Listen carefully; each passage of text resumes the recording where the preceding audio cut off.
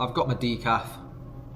And I want to speak to you about the one hire you do not have in your business right now. 99% of you do not have in your business right now that if you hired would help you scale to $1 million or at least add an extra $1 million to your agency, coaching, info business. And look, I was going to be straight up here. I've only just implemented this within the last 12 months. And what's really painful is that I would be a much wealthier man if I'd done it sooner. So don't be an idiot like me and pay attention to this video. So what is this role? This role is what we call a sales account manager. This is a sales rep whose sole purpose is to help increase retention and ensure customers retain, ascend customers as a priority. They ascend customers, so upsell, expand accounts essentially, and gather reviews and testimonials. So your closers need to close, your service managers need to actually fulfill the service that the sales team promised.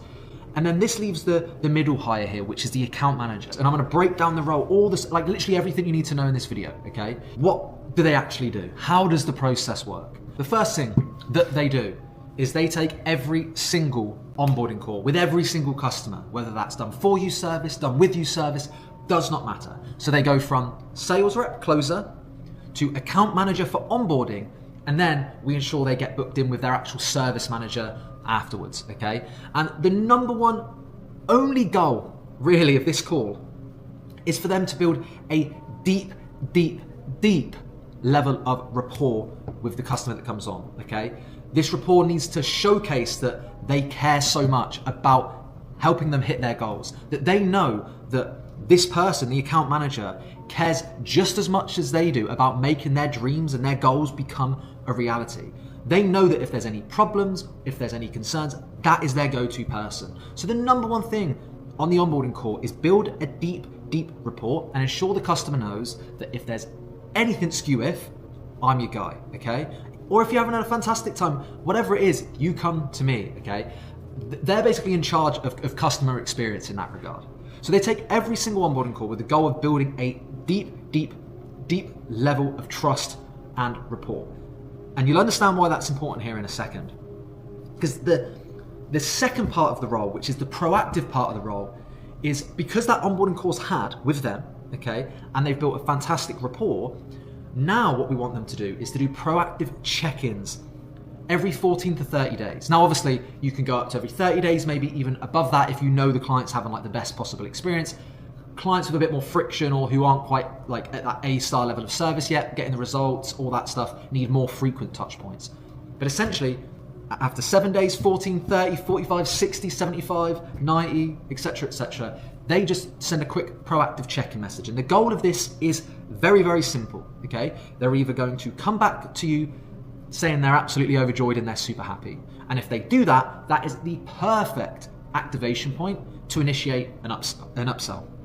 So whilst the endorphins are going off in their head and it's like, oh my God, like this is the best service ever, that is the time that you get them excited about the next opportunity in which if they ascend to, we can help them achieve their goals. So, you know, if you have an info business, maybe that's where you ascend them to a mastermind or your higher ticket offering. You know, if you have an agency, maybe that's where if you're selling them Facebook ads right now, you sell them email or Google, you know, it's like, hey, you're getting great results. We delivered on this promise. I'm super excited that we can keep the momentum going and we can push your goals even further if we implement this service, okay? So upsells, if they come back, again, but you need to be proactive with this because it's very rare a client's gonna come to you and just say, hey, like, let's do Google, let's ascend to the mastermind. It happens, but you're not in control of that and you wanna be in control of how you scale your business. So you proactively ascend. The second thing is gonna be, if they're really happy and they're having a great experience, is you can ask for testimonials. You can ask for reviews, which in turn will help you get more future customers. The third thing you can do is get referrals. So it's like, hey, we've helped you achieve this fantastic result. You're having a fantastic experience. Do you know somebody else that would benefit from this service that we could offer this same level of support to? And on top of that, like we could give you £1,000 or $500, whatever, off your next invoice from a simple WhatsApp introduction. So if they become a client, we'll give you a discount on your next month. Plus we've helped you achieve this great result. Help us help one of your network do the same thing. Okay, so you can get referrals. But remember, even if you get the best service results in the world for a client, if you don't ask, you don't get. You know, a quote that sticks with me all the time is closed mouths do not get fed, okay? So you have to ask. If you want something, ask for it. If you want a review, ask for it. If you want an ascension, ask for it. Okay. If you want a referral, ask for it. But you want to ask at the right times. And being proactive with these check-ins allows you to get the activation points to know. Okay.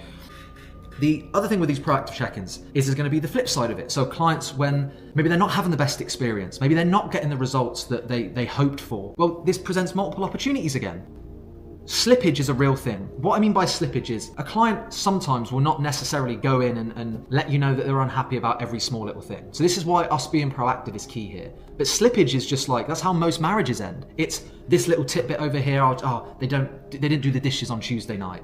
Wednesday, maybe they didn't do this or they didn't do that. These multiple points of slippage get to a point where eventually the marriage ends. And that is the same with the client. They might not be so miffed at all these small little things that they, let you know. But what happens is one day you get booted out the ad account, you get kicked out of Slack, whatever, and you get an email to say that they're cancelling the contract. That is slippage, and that can happen with these sort of mini points of unhappiness, which sometimes we may not even be aware that the client isn't happy with, But being proactive allows us to proactively solve that. So we reach out, we check in. How's your experience going? Oh, unfortunately right now I'm not happy with this. Okay, great. Well, not great, but great from your sense that you can now go in and solve that problem. Okay, you can jump on a call, maybe re-educate the client, show them that you're putting a plan together. And oftentimes clients don't, it's funny, I've been doing this for a long time, work with thousands of high ticket customers. Clients don't always necessarily expect you to get everything right. Human error is a real thing. But what means a lot to them is if they see you screw up and then you take accountability and solve it. And they want the partnership to work as much as you want it. If anything, they want it to work even more because they hired you to solve that problem in the first place. So it buys you the opportunity to then go and solve that problem, which in turn means there's no slippage, which by default increases retention, and then also buys you the opportunity in the future to then ascend them. And this is what's really key as well. When I spoke about the closers focusing on closing and service delivery focusing on service, we've tested service delivery doing these proactive check-ins. But you know what it's like. If the account manager builds a deep rapport and a deep trust, and they ask for this little bit of feedback, they've got a safe space where they feel like they can give it. If the person who's who's causing a bit of unhappiness is asking for feedback, most people are empathetic. They don't want to be super direct or rude. So if the person asking for the feedback, the client probably isn't going to give that person feedback about that person. So you basically either don't hear from them, or they give you a smokescreen, or they just don't even answer you at all, which is a problem, which is why this needs to be a sole, separate, individual person, okay? The other thing as well is it presents opportunities for downsells and cross-sells. So one of the best ways to increase retention, I'll give you a perfect example in the agency space. Sometimes we will bring on a client for a certain ad platform, let's say Google, and we get 2 months into the partnership and we realize that we've actually tried everything we can, but unfortunately, maybe just due to the economics or the type of business, it just isn't working out, that they can't seem to get the results that they need to be on that platform.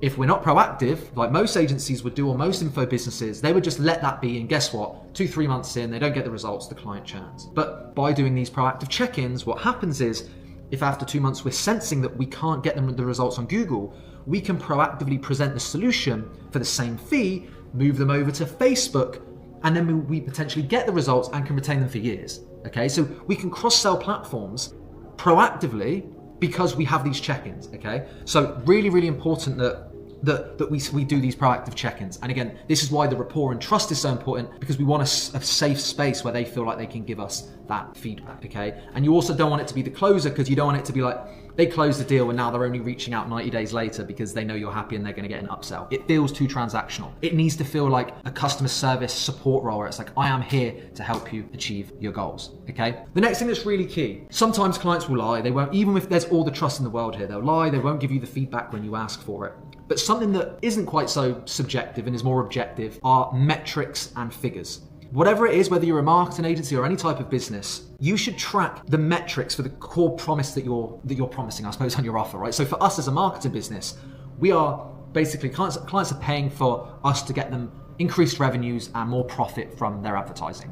So we track every single customer in our business. We track their profitability, not just in terms of their cost of goods, but factoring in our agency fee. We've got a sheet with every single client in the business that tracks these metrics. Now, this is really, really, really important because the account manager has access to that. So then if they see there's a few clients there where maybe they're not at target, they can proactively jump in and oversee that to make sure it's sorted so they retain. But more importantly, if things are going really well, and let's say we made a client 250 grand in profit last month, that's a perfect way to reach out and be like, Steve, I saw last month we generated you over 250 grand in profit, which is like 5 times better than the goal we set when we first started this partnership.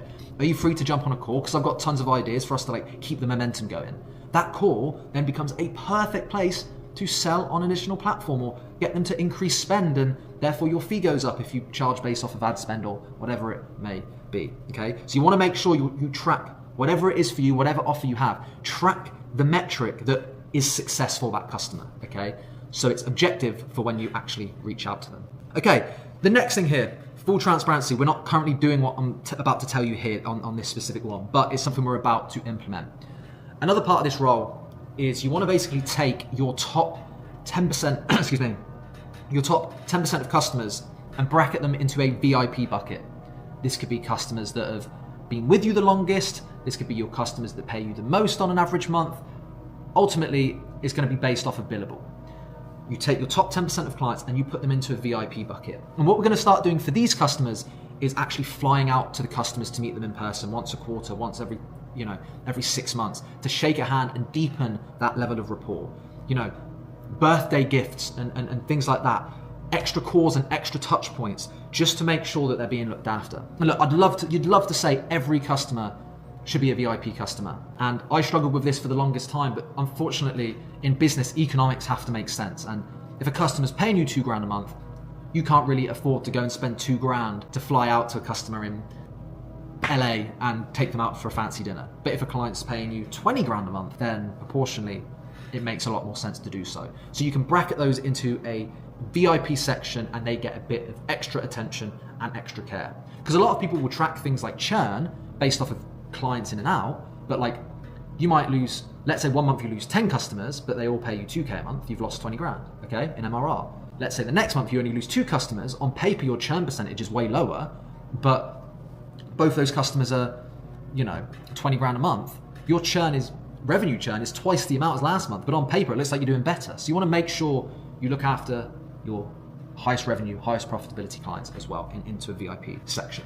So with that in mind, I've told you the role, what it does. Key thing now is how do you KPI this role and what are you looking for in a hire? So in terms of KPIs, we'll save that to the end, but what are we looking for? You want somebody confident, somebody empathetic, somebody with charisma.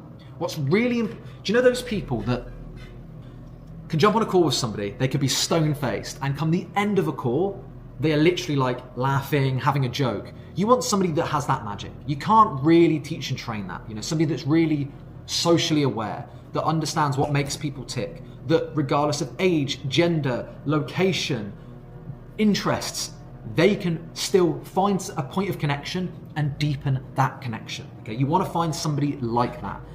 They also need to be empathetic and care, but equally they need to be able to be okay with challenging directly. Because sometimes a client will come on a bit unhappy, but it's their own expectations or their own lack of knowledge. You can't have somebody that's trampled over. You need somebody that can challenge a client directly, but coming from a place of care. They're challenging directly because they care. So you need somebody confident, but who deeply is a kind person and cares, okay? Ideally what you want is a sales and customer service background as well.